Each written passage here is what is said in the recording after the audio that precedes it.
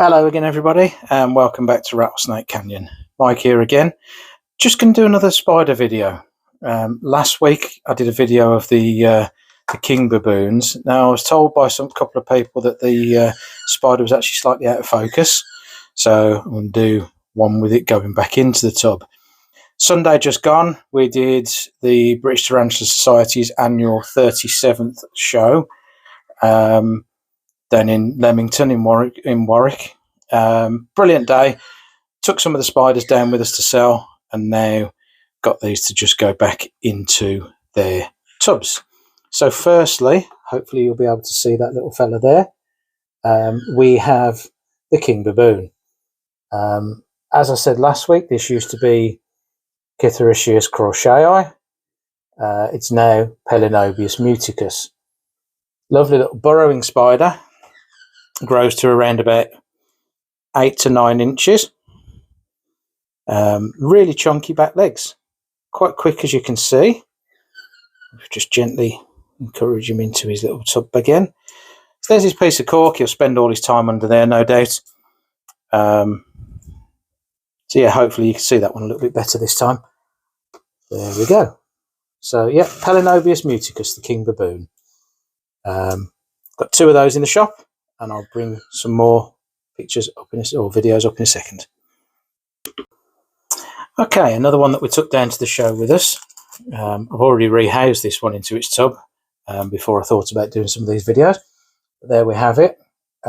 We've got the tiger rump doppelganger, Davus pentaloris, South American species, Central South American. That's fully grown. She's around about, I suppose, 4-inch leg span. And she won't get any bigger than that. Quite a skitty little spider. Does a fair amount of webbing, as you can see. Not particularly aggressive, just a little bit nervy. But yeah, that's another nice one that we've got in store. Now this one again, another one which I've already rehoused, but this is one of my favourite species. This is the Costa Rican zebra, Aphonopelma simani. Now this one's almost fully grown. It's a nice female. You can see the lovely stripe markings on the legs. Many years ago I read the book Arachnomania by Philippe de Vogely. And it's one of the spiders which he focuses on in there, and he talks about their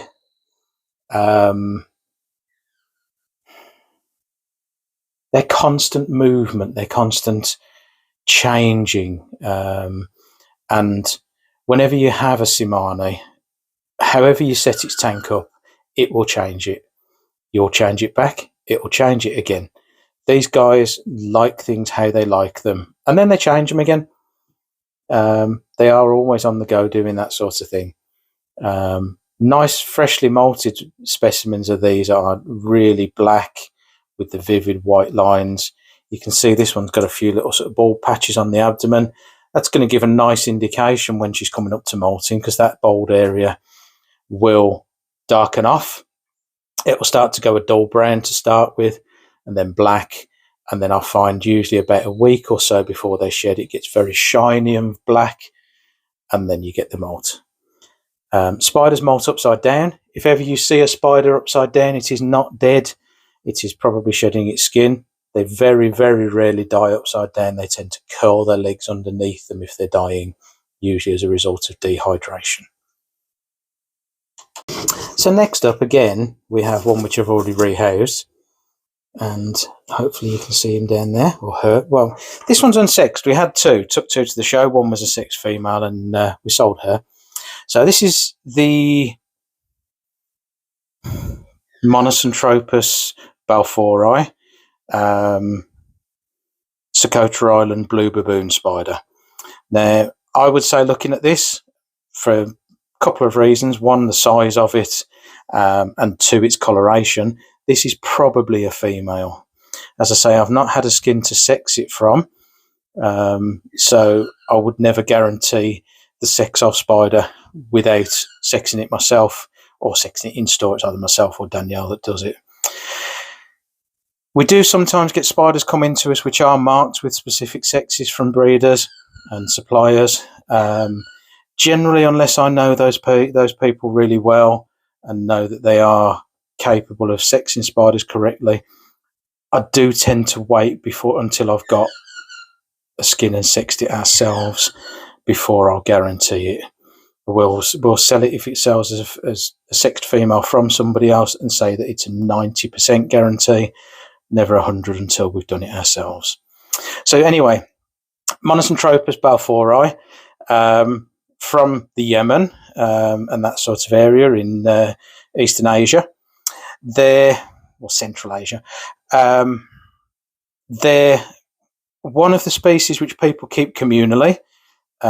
Personally, I've never really tried it, but I do hear people have very good success with doing so. They are a burrowing spider, as a lot of African and Asian species are, and they do a lot of heavy webbing, as you can see in that tub.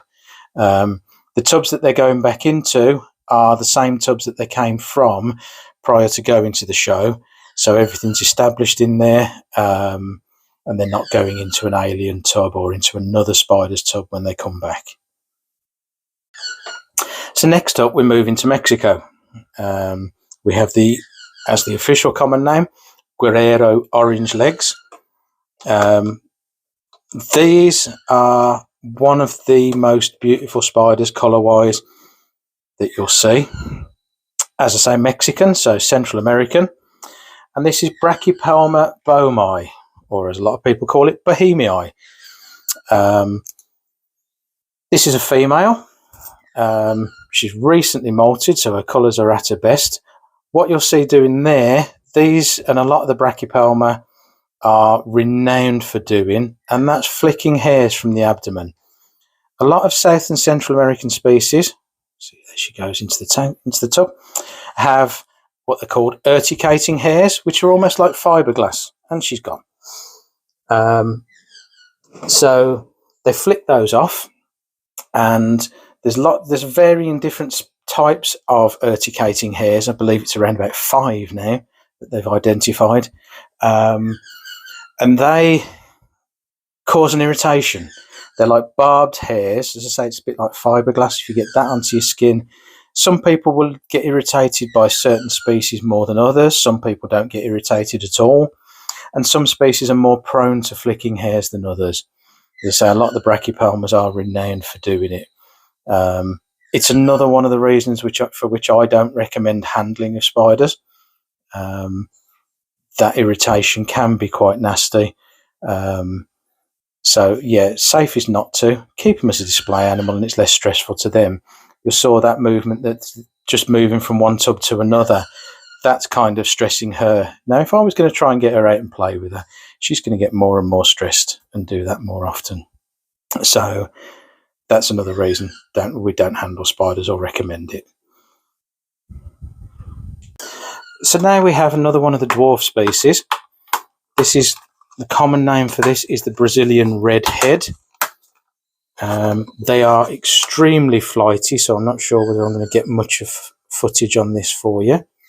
We'll see what we can do. So yeah, Brazilian redhead, Bumba horrida is the scientific name. Used to be Bumba cabocla. They've recently been changed to horrida. Now hopefully you can see that little beastie there. Very nice little spider, very almost untarantula-like. The legs aren't as hairy as a lot of certainly the Brachypelmas, and it is more of an old world look to it than a new world look. The old world is Africa, Asia, and the Far East. The new world are the Americas. Got asked that question the other day actually as to how that refers to. So this one's, as far as I'm aware, that's about fully grown. Not a species I've kept much. Don't seem to do a lot of webbing. I will get a piece of cork to put in there for it to have as a hide later as well. But yeah, Brazilian redhead. Lovely little dwarf spider. – Okay, so this next one, I took it down to the show with me. when I was packing it up, I was almost talking myself out of it. I do have a feeling that this little girl will stay with me. She's a little bit flighty and ready to come out of that tub. These are my absolute favourite species. Brachypelma emilia, the Mexican true redleg. And just look at the colours on that. She's fairly freshly molted, so looking at her best. But the intensity of the orange against the black, the little black triangle on the carapace. Yeah, I don't think she's going anywhere apart from into my own collection. Again, you may have noticed there as I put the lid on, a little bit of flicking of hairs. I don't tend to react to Brachypelma hairs, he says, finding himself itching later on today. But certain species, particularly Theraphosas, the Goliaths, the Sturmies and Blondies, I do find that they make me itch quite a bit. Other people will have issues with Brachypelmas. I've known people have terrible issues with what I know tilter cattle, used to be Brachypelma albopilosus, the curly hair. Got one of those to retub later on. We'll get onto that shortly. Okay, and then another one of our absolute classic species. This is what will always be forever known as the Mexican red knee. This is another female, sexed from the skin. This is Brachypelma now Hamorii, formerly Brachypelma smithii. The Mexican red knee. These are your typical tarantula. These are your James Bond spider. These are the ones that everybody handles. They are generally relatively calm. They do flick like a lot of the other brackies. This one's still got a fair bit of growing to do. They are one of the longer lived species. Red knees have been recorded at approaching 30 years old. I even had a friend who had a male. He'd had it as an unsexed spider for almost 10 years. Now, with most spiders, the males would have matured by that time. This one hadn't matured, so he just assumed it was a male. And then around about 10 years old, shed its skin, matured, developed the swollen palps and the tibial hooks, which are typical of the Brachypelmas and a lot of other species, turned into a male. So can even live up to 10 years old and beyond that before maturing. And then obviously the maturity time with a lot of species is around 6 to 12 months for males.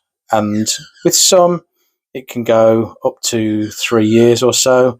I've known people with things like salmon pinks at 3 years, mature male.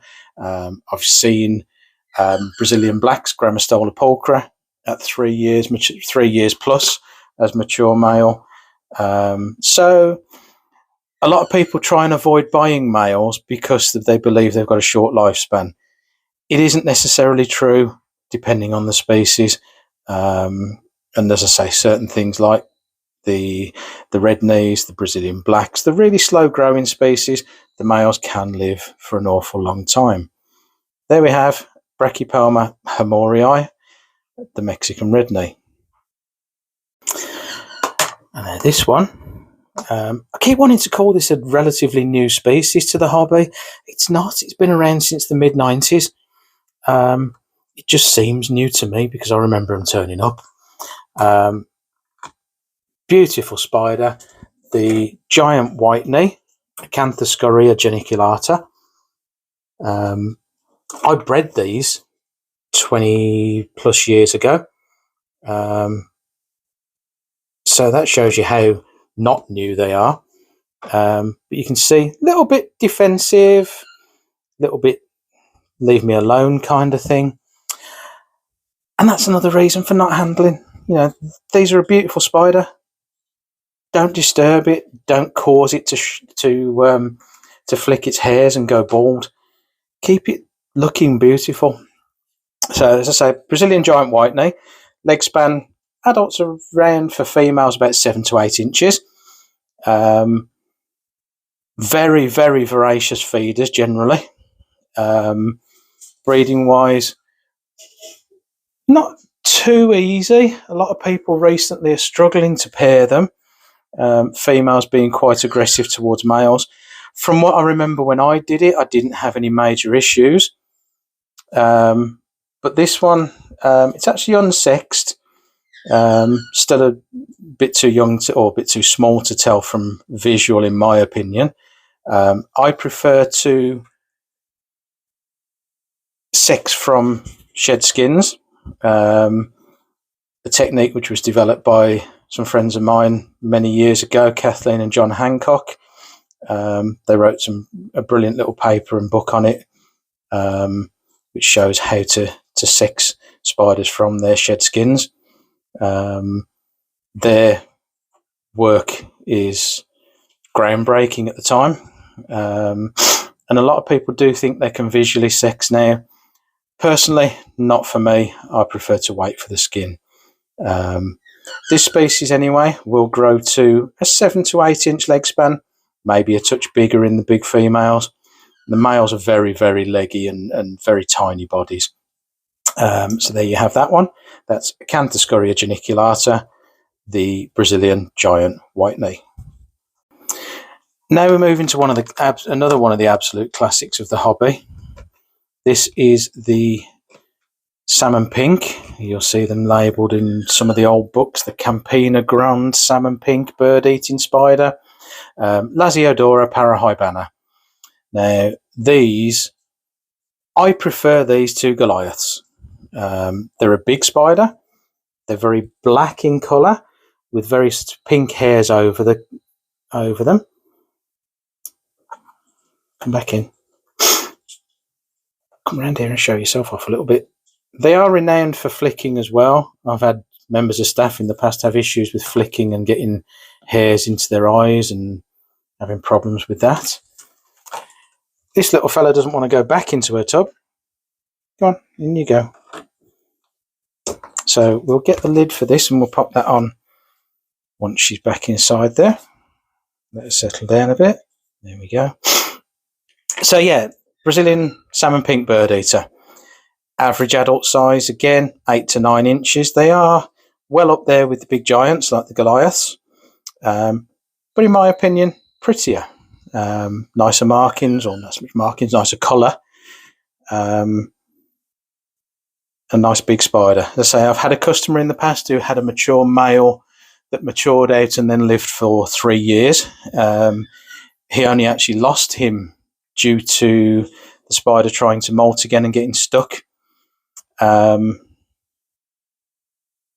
had adult males which I've measured at a 9.5 inch leg span. So they're a big spider. Generally not aggressive, just a little bit flighty. But it's as with anything, I always find as long as you're calm with the spider, or whatever animal, as long as you're calm with it, then you won't get any issues. So there we have that one. Lasiodora parahybana, the salmon pink. Now finally, our last one we've got here is one of the ones I mentioned earlier, Tiltacatl albopilosus, formerly Brachypelma. Now this one, I took it with me. I didn't put it on display because when I got down to the show, she was on her back.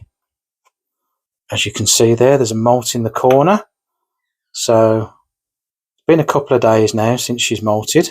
So we'll just gently move her out and back into her tank. I will double check the sex of her, but by that size, I can 90% tell just visually looking at her that that's a girl. Curly hairs are a proper hobby staple. They've been around in the hobby for donkey's years. These were even used in the film Arachnophobia. Any of you that have seen that? These were one of the species in there. There was an influx a couple of years ago from a new area or a different area.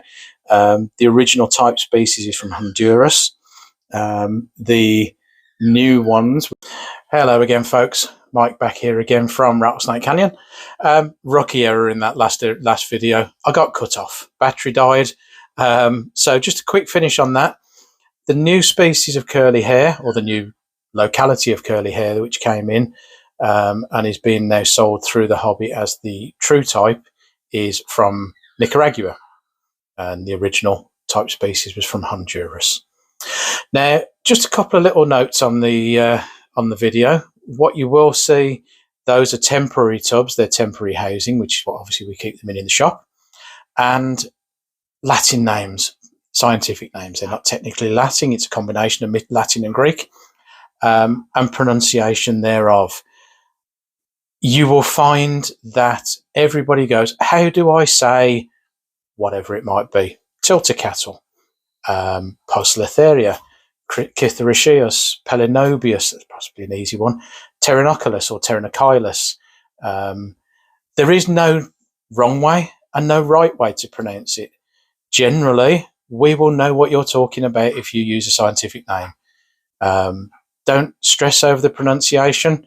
I studied Latin, so I understand the positioning of letters and how they're supposed to sound, but that doesn't mean that that's how it's meant to be said. And also, that doesn't mean that I will look down on people who pronounce things differently. So many people struggle with pronunciation of scientific names, and it's nothing to panic about, especially if you're at somewhere like the British Tarantula Society annual show. All of the people there are probably amongst the nicest guys that you will ever meet. I love the BTS as a show. I love the BTS as a society. If you've got a big interest in spiders, look at signing up. You can join online, and it's well worth doing. £20 a year. You'll get 3 journals throughout that year. Your membership runs for a calendar year, from show to show. I always renew when I go to the show. It's one of the things I do generally towards the end of the day once I've got time to sneak away and do it. So yeah, have a look at doing that. Join up if you can get along to the show. It's usually the 3rd Sunday in May. The date hasn't been released yet, but I know that Ray is already working on arrangements for that. So that's it for this one. Loads of spiders, all in the shop, all in stock, plus plenty of others. Come and see us.